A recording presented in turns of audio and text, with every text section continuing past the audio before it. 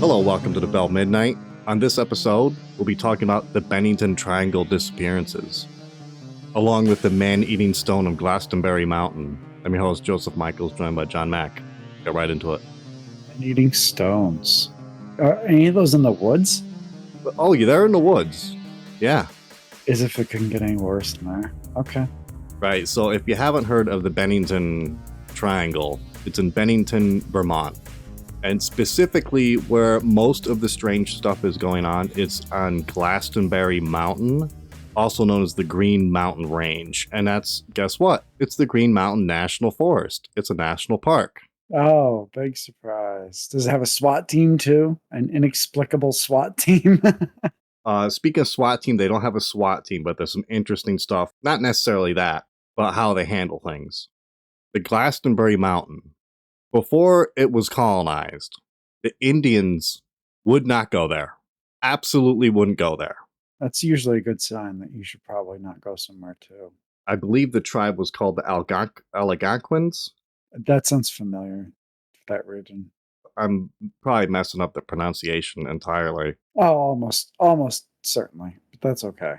When Glastonbury was first set up, it was set up on the mountain in 1870. It was earlier than that, but it became a logging town in 1870. Okay. This is when they were being warned by the natives earlier that that mountain is cursed. Don't go there. We refuse to settle there, and we won't set foot on that mountain ever.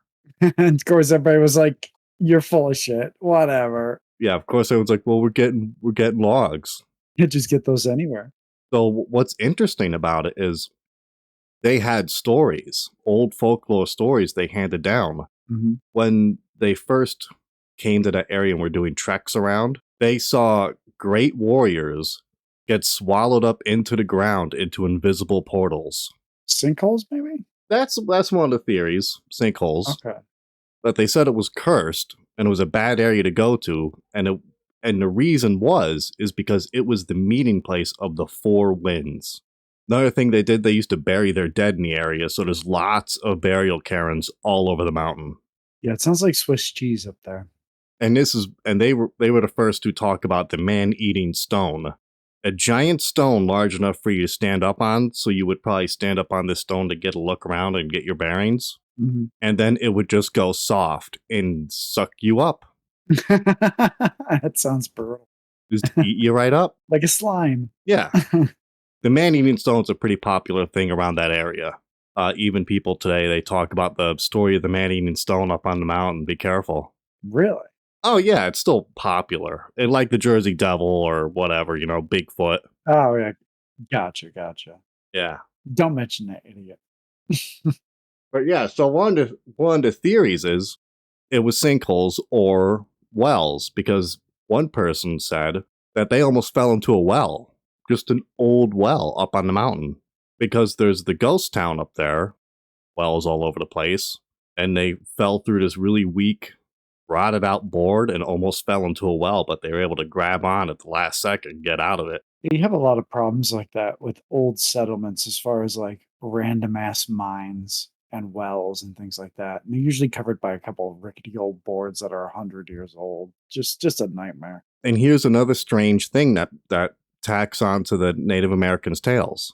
For some reason, the forest on that mountain is unusually quiet. That's never good. Freakishly quiet. You don't hear the regular sounds you would hear in the forest. They say, like, going up there is like walking into the Oz effect. That's a bad sign for anywhere. That usually means there's either a predator or there's something tremendously wrong. I believe there are a lot of predators up there. I think there's bears, mountain lions, and whatnot. Yeah, but a bear is not a reason for a forest to be quiet. The main source of noise in a forest is birds. So bear or mountain lion is not really too big of a concern for a bird, especially when sitting on a treetop.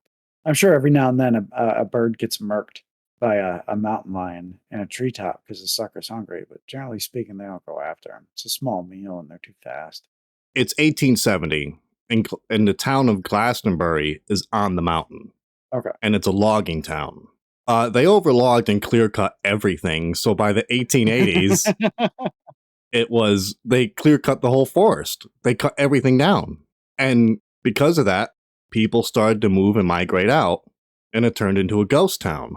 Another ghost town on a ghost town. It's like a ghost town squared. But so they tried to save it by they tried to turn it into a luxury summer resort. That's usually the answer they come up with, yeah.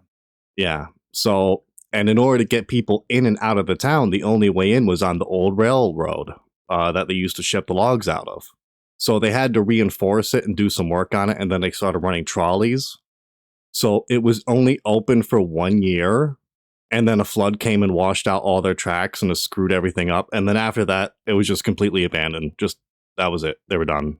Fantastic. 1 whole year. But for first couple of months of it getting open and trying to get those growing pains, get things, supply lines, trying to get everything nailed down, and then immediately closes. Yeah.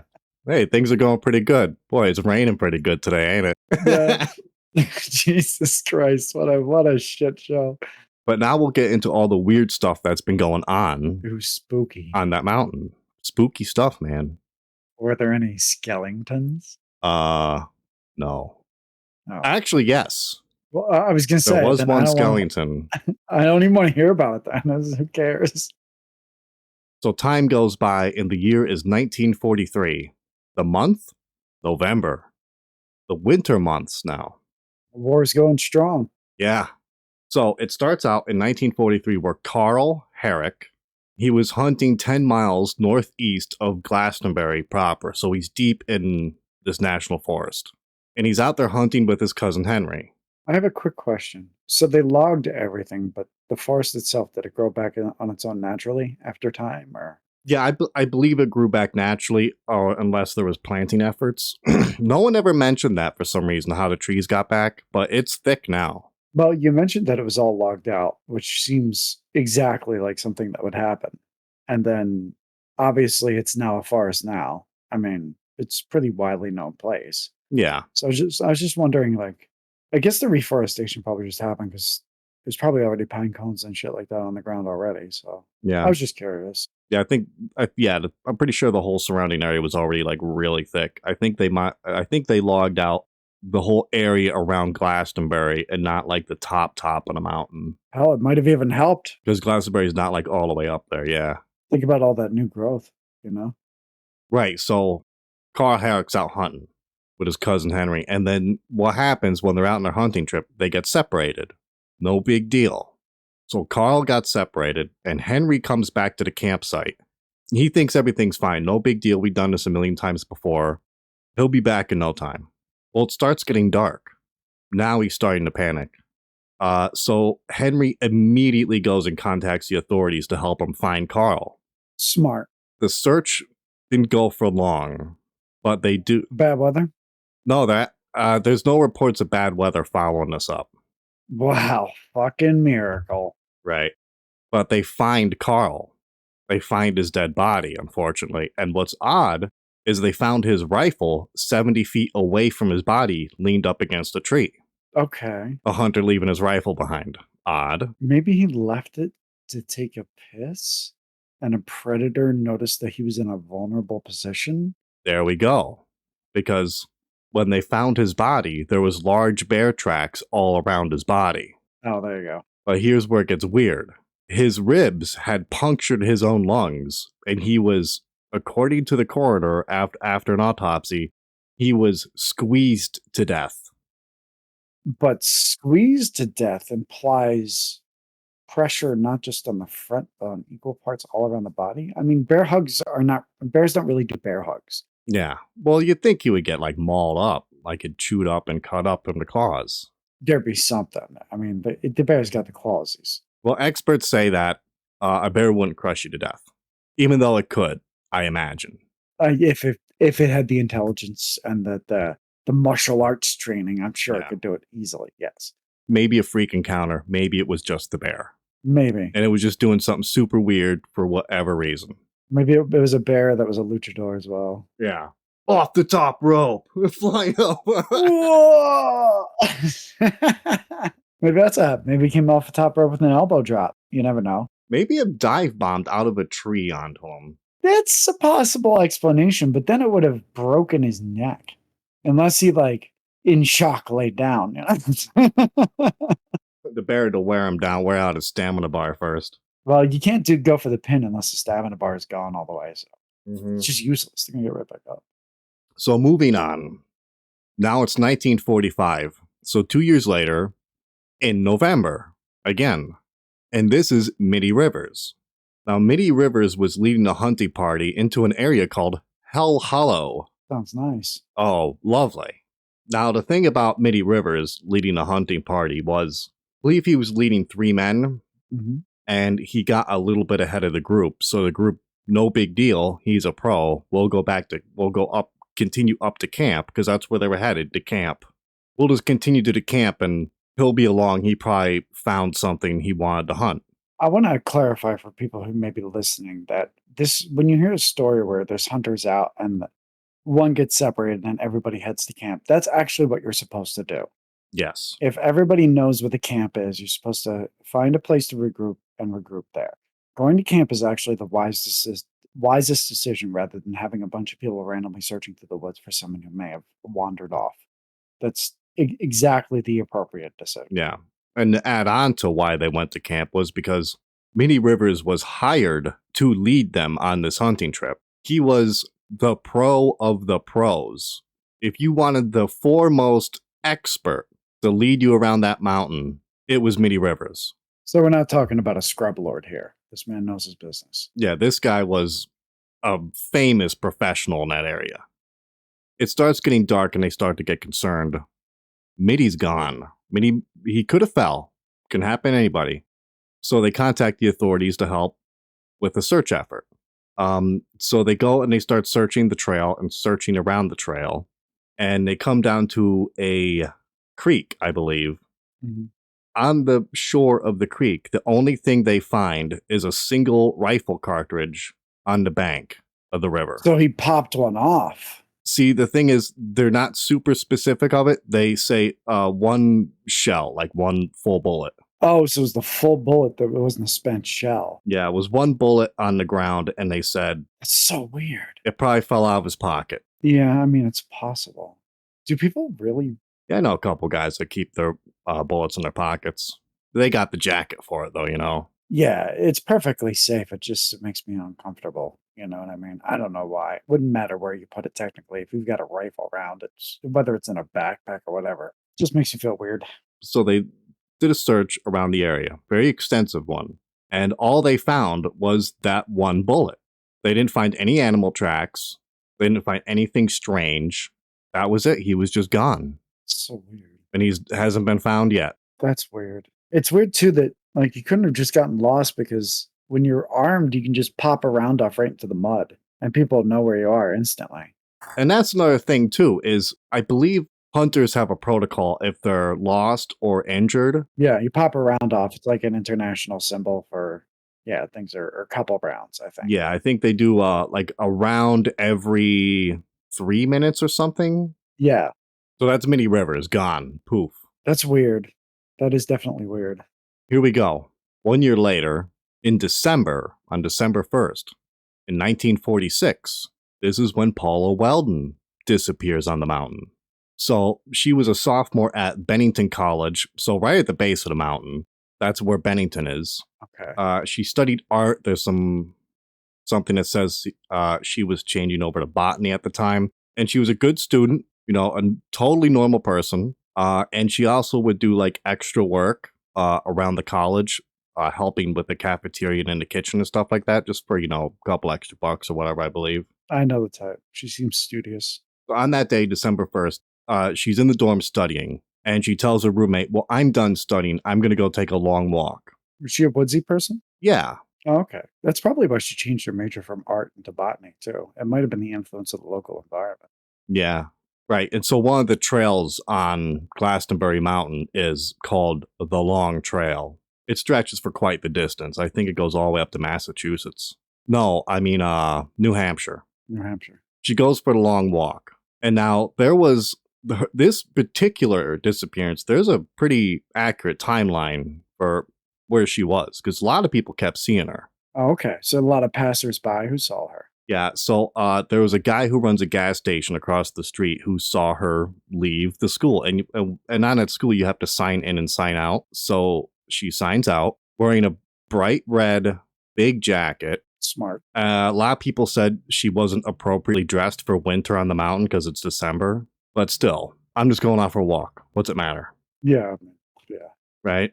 So the gas station owner across the street saw her leave.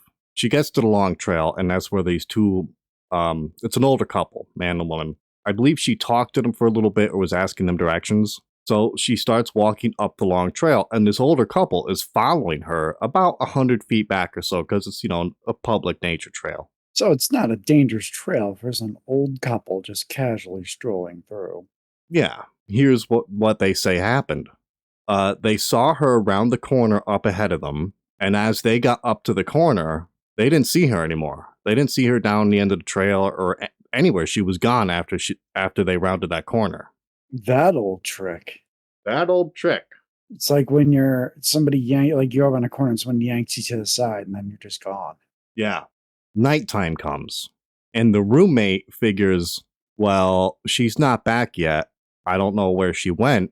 Maybe just stopped somewhere else on the way back and whatever. So she goes to bed. Now the roommate gets up and realizes Paula hasn't come home. Oh, yeah, now you have a problem.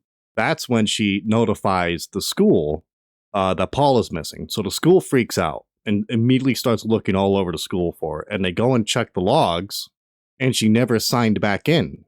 So they know she's gone. So they call her parents, Mhm. and her father was a rather prominent and famous engineer in Massachusetts. No, Connecticut. Okay, Connecticut. Was it Connecticut? Out of state. Out of state engineer. There you go. So, because they wanted to see, did she go home? And when the parents say no, she didn't come home, that's when they contact the authorities, and they shut the school down so that everyone in the school and all the students can all help partake in this search. And the search was organized by her father because he immediately drove in. As you will. Yeah, and started organizing the search. And they went out and started looking the best they could. Now, here's the thing. It's 1946. Yeah. Vermont doesn't have a state police. Oh, really? Local cops only. Oh, no kidding. So they have no state police force. As they're out doing the search, a couple of people went to the father and said, people aren't doing this right. This search is a wreck. These people are incompetent. Okay. So the father, being pretty well connected for who he is, he's actually able to get the state police of New York and Massachusetts to come in and help with the search. No kidding. Yeah. That's a lot of manpower to be redirected. This guy must have some pull. And I think was one of the higher ranking guys of the New York State Police was now in charge of organizing the search. So then there was some bizarre tip that Paula was seen at a store in Massachusetts. How? Who knows? So the father immediately leaves to go check out this tip. It goes nowhere, of course, because it's probably bullshit. Those assholes are interesting group of individuals, the one that will call up and give false tips when there's a missing child. Like, I hope he goes straight to hell and burn there. Honest to God. Like, is it time for screwing around with people? Like, trolling a professional about some job they did or something is one thing. It's hilarious sometimes. But when somebody's missing a kid and you're going to phone in false tips so manpower gets distributed to the wrong guy, you might have actually contributed to that child's death. Yeah. Eventually, they find nothing. So they eventually got a call today. Father collects her things from the school. That's it.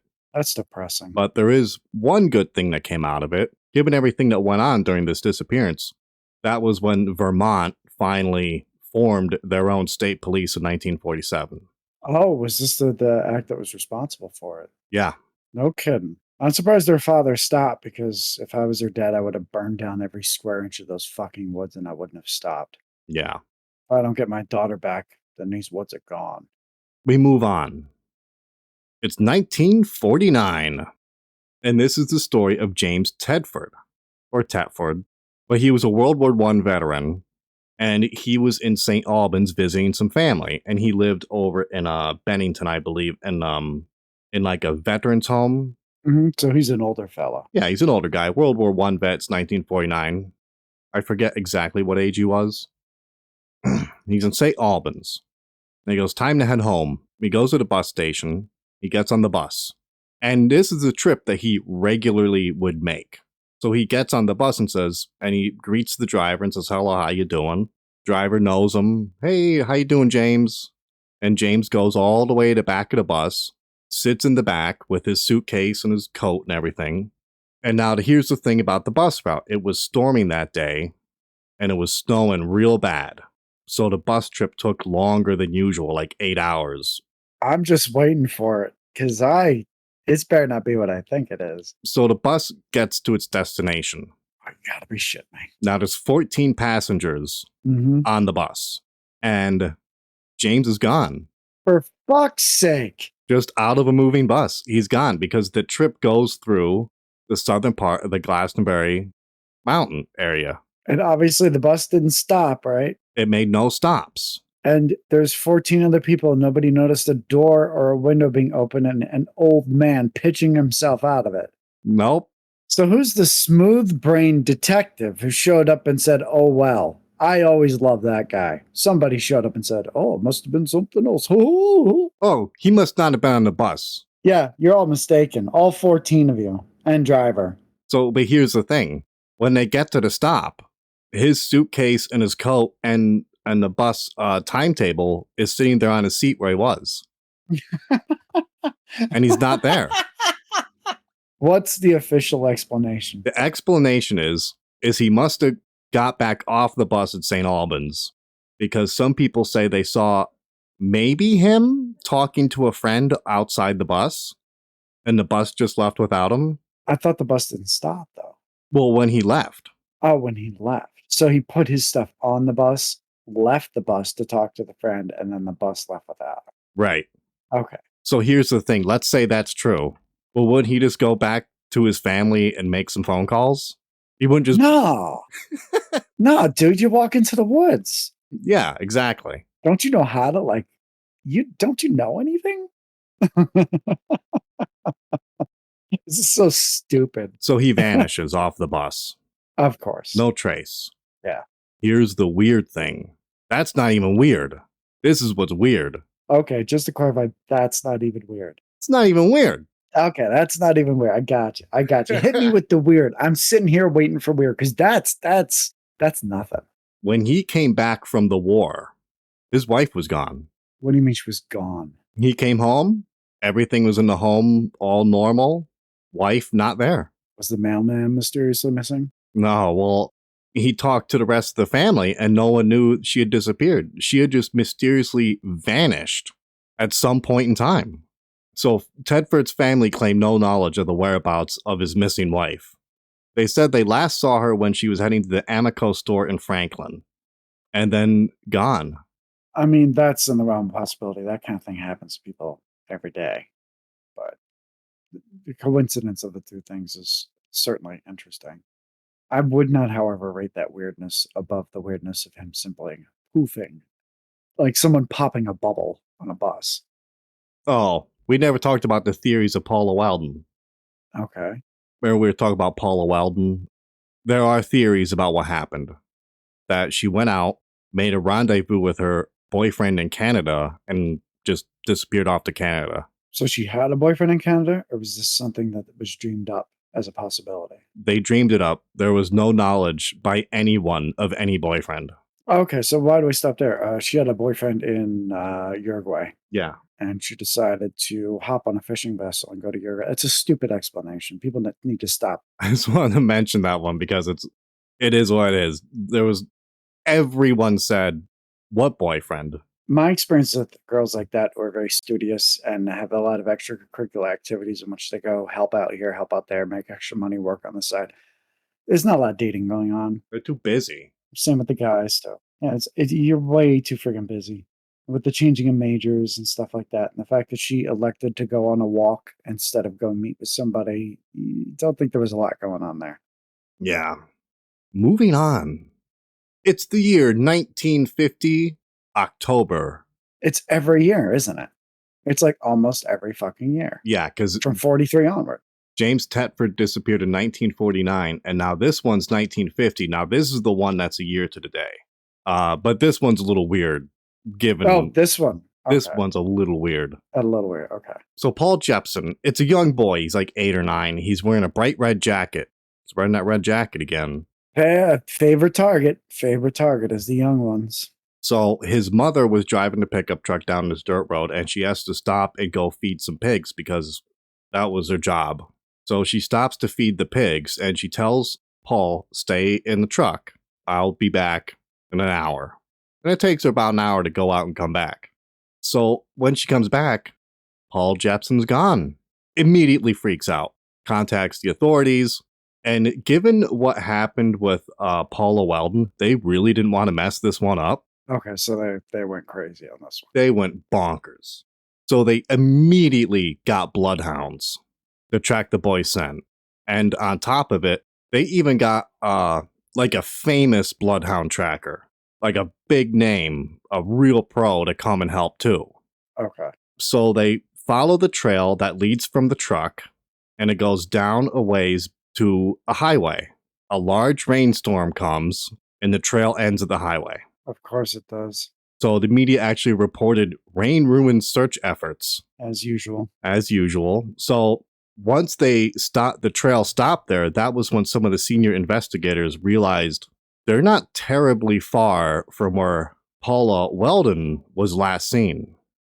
So the theories about this one is he was kidnapped because he was heading right towards Glastenbury Mountain, like straight at it. Yeah. And the boy had always loved the mountains, and his father would always take him for trips up there because he really loved it up there. So they figure he was probably heading towards the mountain. Someone saw him, picked him up, kidnapped him. Could have a murder hobo living out there. There have been cases like that before on trails where there's somebody who occupies a specific area, waits for a passerby, and just starts, trying to get his KD ratio up. Murder hobo, yeah. Oh, so the parents got really pissed off and stopped talking to the media. Why? Because the media decided to make their own theory. Oh, of course they did. And their theory was the parents murdered the boy and fed him to the pigs. What? Yes. I'm surprised I was going to say something that was very modern. Never mind. That's Paul Jepson. And now, since he was wearing a red jacket, there's another urban myth in the area. You don't wear red in the woods. You'll disappear if you wear red. It's a urban myth. Oh, it's a spectral bull, man. Yeah. Actually, they're not even attracted to red. That's actually a misconception. But nevertheless. Let's move on. So now we talk about Frida Langer, an older woman, experienced hunter. It's 1950 October, same year, same month. She's out hunting with her cousin Herbert and a couple other people, and they have a little hunting camp set up by the Somerset Reservoir, not far from it. Mm-hmm. When they're moving through the trails, they had pretty much just left camp, and Frida falls into the river and gets completely soaked. So they have a bit of a laugh about it. She goes, well, I'm going back to camp and I'm going to change. So Herbert says, okay, no problem. I'll wait here. Mm-hmm. Some time goes by and some time goes by. Herbert freaks out and goes, okay, I don't know what's going on. So he goes back to camp furious as to why she just ditched him in the woods waiting for her. The people at the camp said, well, what are you talking about? She didn't come back. Gone. On a well-known trail that they know. That's marked. Authorities come in, big search. They look everywhere. And they look all over the reservoir because for some reason they had this pole to the reservoir. They looked all over the reservoir. Mm-hmm. 7 months pass, and their body is found. Where? Decomposed on the shore of the reservoir, out in the open, in an area that had been checked multiple times. Bullshit. Bullshit. Well, what do you mean bullshit? I mean, it's the same stupid fucking trick every time. Good trick. You see, you searched here 10 times. Oh, well, you must have missed this person. You get tired of it. You get tired of it because the same stupid, tired trick. It's like a magician who keeps pulling the rabbit out of his hat over and over and over. And it's bullshit by the 50th time it happens, but he keeps doing it. Keeps doing it. It's like whatever is responsible for this fate, if it's whatever force of the universe, maybe even human error, you just get tired of it because it's just bullshit. That's all. It's just bullshit. It's like someone repeatedly telling you the same lie. What's going on here? So some people say, well, here, professional mountaineers and professional hikers in that area, here's what they say. Now, they insist that the root of the Bennington Triangle folklore is nothing more than sinister weather. They suggest that sudden local wind patterns on the mountainside can be erratic and changeable. Even those very familiar with the area could suddenly suffer from disorientation. Remember what the Indians. Well, it is where the four winds meet. Exactly, that's what I was going to say. People laugh at folklore and stuff like that, but there's usually a shred of wisdom in it. Or maybe it was the mountain men. Mountain men. There's a story I heard while I was doing this research that someone who lived in the area said that there was two guys that would only come down from the mountain every couple of months to go to the local bar and buy a bunch of supplies and then go back up into the mountain. And they would warn people, don't go up there because we're not the only ones up there. And the other people are not very agreeable. They are completely living off the grid on this mountain and they don't want anyone coming near them. Has anybody said to mountain men about the other people? They just warned there's areas you just don't go up there because they're occupied by these other people. It could have been the mountain men doing this. A human explanation is usually best. There's another story that a serial killer was up there operating, but the thing is, here's his victims. They don't make any sense. They're like normally a serial killer like Ted Bundy, he likes killing women that look like his mom, right? Whereas, Carl Herrick, male hunter, Mitty Rivers, male hunter, Paula Weldon, college student, James Tedford on a bus. I don't know how the serial killer got him on a bus. Yeah, the bus thing is really wild. Paul Jepson, 8-year-old boy, Rita Langer. My response to that would be targets of opportunity. If you're a serial killer on a mountain and you just like killing, you'd probably have to take whatever comes up the mountain. Yeah. So one of the theories for the serial killer thing is a guy who was escaped an asylum shortly after 1892, and he went back to the mountain, and he was lurking around up there. So what, they're getting attacked by guys in his 70s? Exactly. That's what they said. The guy would be like 77 years old in 1945. Yeah, I mean, don't get me wrong. I've met a couple of people who've lived off the land in their 70s, and they're strong as fuck. Yeah. Stronger than me. But if it was him, Mitty Rivers would have been a formidable match. Yeah. Well, considering that most of these people are armed. Exactly. And you can't. Misconception is you can easily sneak up on somebody in the woods. You can't. The woods don't work that way. It's not a sneaking scenario. There is every step you take, every movement in your body is a deafening noise in woods, especially quiet woods, as you said earlier. So another theory is it's cougars. Those abominations. It's just cougars. Yeah, it might be cougars. I mean, they like to go for the neck. They're going for the neck and they're carrying people up into the tree. Yeah, I mean, that's possible. It's kind of a big thing to carry up a tree, but they have been known to do some crazy stuff. I mean, the child would not be an issue for them. So another theory is it's aliens. Of course. There has been strange lights seen in the sky around Glastenbury Mountain. And I also saw a post from a guy who said he was going up there four-wheeling and stuff and camping. And they said they would see crazy stuff up there, like lights. They'd be up on a mountain and they would hear a train. Just straight up hear a train. It's so weird. Bizarre stuff. Like, there's little train tracks up there, but... Yeah, he said there's no... Yeah, well, I mean, they're gone. They're all washed out and rusted the hell. Oh, it's a ghost train. Just like in Ghostbusters, too. Holy shit, it's a ghost train. All right. Mystery solved, ghost train. Choo-choo, motherfucker. It pulls over and it picks you up. Yeah. And you never get off. It takes you to hell. I was just going to say, there's a lot of synchronicities. Whenever this kind of stuff happens, somebody's always seeing lights there. I don't know if it's cause and effect, like strange things happen. So the people who like to claim they saw things come out, or if it's just stuff that generally goes together. But usually, if you get one, you get all of this shit, you know? Yeah. There is another theory. Okay. It's Bigfoot. Oh, fuck him. It's all because Bigfoot attacked a stagecoach. Bigfoot attacked the stagecoach? Early in the years of Glastonbury during the 1800s, there was a heavy rainstorm and there was a stagecoach carrying people back to town. Yeah. and the river had flooded because of the heavy rain. So as they were getting it turned around, they said a giant hairy creature with glowing eyes appeared out of the forest and seemed very angry. And it attacked the stagecoach and flipped it over, and everyone ran for their lives. What year was this? Early 1800s. So this is not Bigfoot times. Everyone said it was a bear. It must have been a bear. Which, here's what I'm thinking: if the bear feels threatened and it wants to make the threat go away, it would attack the people, not flip the stagecoach over. Yeah, it bears in that area. And just going roughly, if aren't they supposed to be little black bears? Yeah, aren't they? There's no grizzlies up there, is there? There might be grizzlies, actually. Maybe. That's not a Kodiak, though. Stagecoach? Stagecoach. That's weird.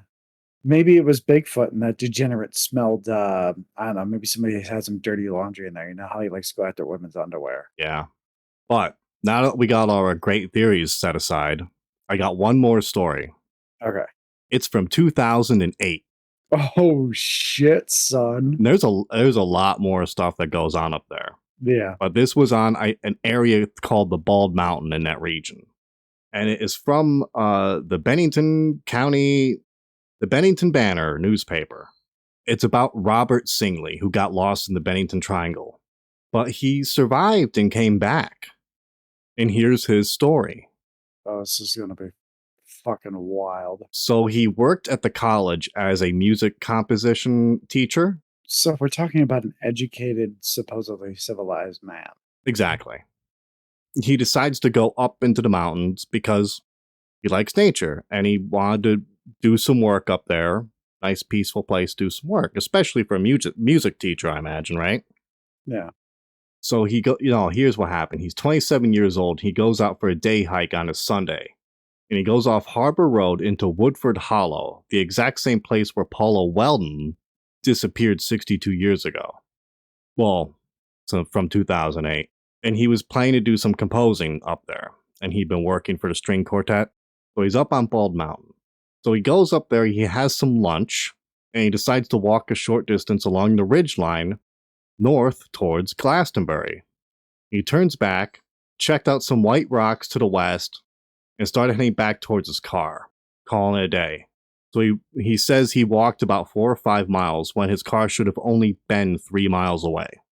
And he says, I swear I was walking on the right trail. He swears he was on the correct trail. Then he said that's when the fog rolled in, and it started getting dark very quickly. So he's wearing heavy boots, long shorts, long sleeve shirt with a wool sweater, and a rain jacket. It starts raining. He takes his headlamp out of his backpack, but it's broken. He ain't seeing nothing tonight. So he doesn't have a compass. He doesn't have a GPS. He doesn't have a map. He does not have a watch. He's prepared. So he can now no longer locate the trail. So he decides he's just got to wait the night out. Yeah, just time to stop where you are, sit down. Yeah, so Singley, he takes refuge under a large maple tree. And what he said about it was, I was kind of like drawn to it in the night, he said. It was really expelling a weird sort of, I don't know, a really weird haunting energy, whatever that means. Why would you go to the haunting energy? I'm going to the haunted tree, thank you very much. Look at that one with the evil spirits coming out of it. Yeah. Now, keep in mind, he is an experienced hiker, so he tries to stay calm and just get some rest and wait the night out. But he said he was just too cold and wet to fall asleep. Understandable. Yeah, so he started to work on a fire. But he couldn't start his fire because all he kept finding were large animal bones. Holy, come on, man. He's either on a game trail or a witch's domain there. What the fuck? He says he finally comes across some dry birch and was able to start a fire with matches and pages of his composition book he had in his backpack. So he decided gets a fire going with his little book. Mm-hmm. Now he goes on to say, the night was eerily quiet, but he could hear a lone fisher cat in the distance. Other than that, dead silent. Okay. He said he started to worry about his fiance, worrying about him, wondering if she called the police. And she did. Once it got dark, she did call the police. But the thing was, the search was suspended until morning Because of the weather. because of the weather, because it was dark and super foggy. Yeah. But he figured he'll just hunker down. Eventually, the sun will come up. He'll be good. So now it's daytime. So day comes, and he's all disoriented from the previous night, not getting any sleep and whatnot. And now he attempts to make his way back to his car. After 3 or 4 miles, he reached a wilderness sign, and the sign said Goodart Shelter. This was almost at the peak of Glastenbury Mountain, the opposite direction. It's impossible not to notice that you're traveling uphill that much. He says, I thought I was camped only about a quarter of a mile from my car, and instead I woke up totally on the other end of this ridge, literally 6 or 7 miles away from where I thought I was. That's not possible. It didn't make any logical sense at all. You would at least like that's not even possible in a physiological way. You would be bearing signs of obviously he was already fatigued, but all of the walking he did, like if you walk 6 or 7 miles through rough terrain or even on a trail, you feel every one of those miles. I don't care how young you are. You know, your body can just tell just by its aches how far you've gone. He starts walking back now. So he passed the maple, but then the trail seemed completely foreign, he says, like he had never been there before. Down trees crossed the trail, and the pines all looked different. And he says, it was stuff I could not have missed. Yeah. A short while later, at 11:30 a.m. on Monday, he was found by the Vermont State Police. And Singley says it's still a mystery to him to how it happened.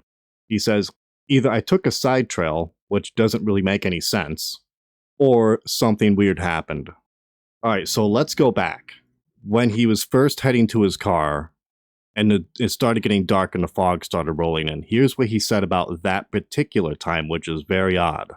He says, right before I lost the trail, everything like crescendoed into this weird sort of dizzying confusion. He also added, it just suddenly got dark. And then it was like, where am I? What's going on? I'm totally lost. Yeah. It's almost if someone takes like you're standing on a game board and someone takes the piece you're standing on and switches it to the other side of the board. Yeah, it's interesting that he just appeared. He just woke up 7 miles in the other direction of where he thought he was. It happens so often.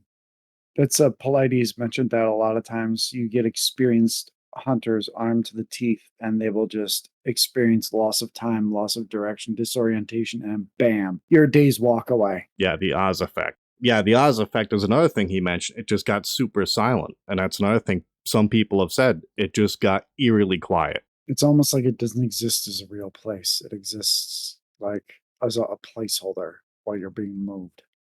Yeah, exactly. That's how Bigfoot gets around. And if people really believe in Bigfoot, let me tell you how to solve a Bigfoot problem. If Bigfoot's a real thing and you really believe in Bigfoot, you need to take off your I'm civilized outfit and put on your I'm a human outfit. Go out there, sweep the place. Anything that you see that moves that you can't immediately identify, just straight up, just murk it. Yes, exactly. Go into the woods, armed to the teeth, and just shoot anything that moves. That is a great idea. I think so, yes.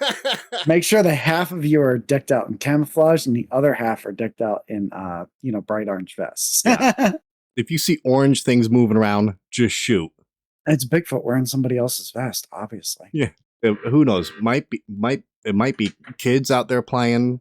It could be hikers. Yeah, well I mean they should know better. You know what? I was defending them from Bigfoot and Bigfoot shot them. No, but really, the solution to all this is if you really don't like the forest and swallowing people up, clear cut the fucking place so you can see anybody on the hill from any point. There you go. Problem solved. Hey, how many people disappeared from when the logging camp was up there until the trees regrow? Don't have any stories about that, do you, pal? Nope. Got me on that. All right. Where you gonna hide now, Swift? Huh? But yeah, that is the story of the Bennington Triangle. There's a lot more stuff that went up there, but those are some of the earliest popular stories. Yeah, there's always a lot of stuff in those places. But yeah, very interesting. It's infuriating. Don't you just get mad hearing about this shit? Like, how many kids disappear in places like this?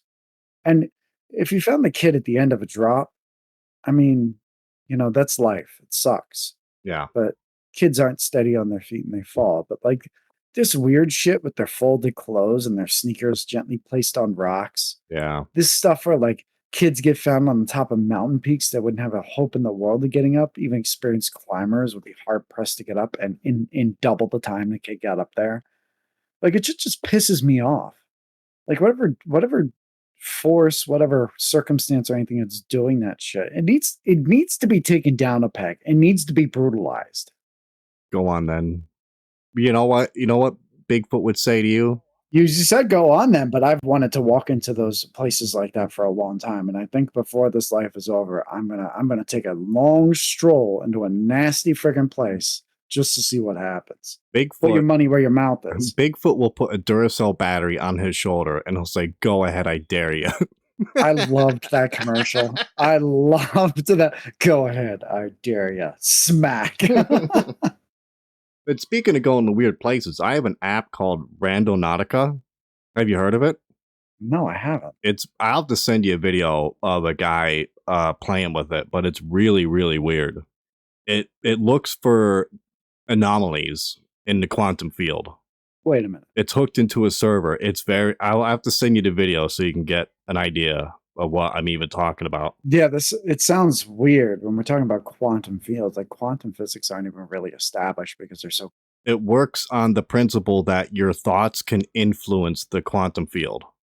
Oh, so perception is reality. Yeah. And what you do Similar is to an egregore or something like that. exactly. So you put your intentions into it and then you tell it to find a spot and it will just find anomalies. At the very least, it sounds like a lot of fun. Yeah, and it will send you to a place. It has a GPS thing and it will go, here's one. I'll tell you what, where I am, there's a lot of them up on the mountain behind me. Pack your bag. It's always pinging up there. Pack your bag. Anyway, that's Bennington Triangle for you. What do you got coming up? You said you work on Winchester. It's nothing really too heavy like this Bennington Triangle thing. Like nobody's going to disappear from a bus, but it's going to be an interesting little story about the history of the Winchester family and the biggest mansion located in the United States, and for at least a long time, the biggest one that existed in the world. I don't want to say madness because I don't think she was mad, but I heard she was haunted by spirits. she had that impression. There's a couple different factors that go into it. I will say that her solution is incredibly creative and kind of funny. Yeah. So I was reading her story and I have mad respect for the woman because well, you'll find out when I do it, but she seemed like a sweet woman. And I just think it seems like a story of someone who was given the impression of something by someone who was very possibly very unscrupulous, but she never really gave up her good sense. And she built a really, really weird house. Not weird in like that guy who like built all those murder rooms, but weird in like the design of this place was ongoing for 38 years and work happened 24 hours a day. Like it never stopped. It was really cool.